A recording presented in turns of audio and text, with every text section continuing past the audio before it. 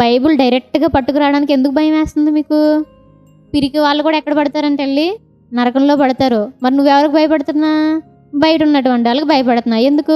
Bible పట్టుకుని వెళ్తుంటే అమ్మ వచ్చిందిరా అసలు, అమ్మో దేవుని గుడికి వెళ్ళిపోతుంది ఈ అమ్మాయి అని మనల్ని ఎగతాళి చేస్తారని చెప్పి, లేదు అంటే మనం బైబిల్ చదువుతుంటే ఎందుకు చదువుతున్నావు అని ఎవరో తిడతారని చెప్పి, మనం ప్రార్థనకు వస్తే ఎక్కడికి వెళ్ళా ఇప్పుడు వరకు అని ఎవరో అంటారని ఏం చేస్తున్నా?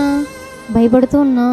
దేవునిలోకి రాకముందు ఎలా ఉన్నామో దేవునిలోకి వచ్చిన తర్వాత కూడా అలాగే ఉన్నాం. తేడా ఏంటయ్యా అంటే అప్పుడు చేత్తో బైబిల్ పట్టుకునే వాళ్ళం కదా, ఇప్పుడు చేత్తో బైబిల్ పట్టుకుంటున్నాం. అప్పుడు లేచి ప్రార్థన చేసుకునే వాళ్ళం కదా, ఇప్పుడు ప్రార్థన చేసుకుంటున్నాం. అంతేనా తేడా అంటే? అది కాదండి.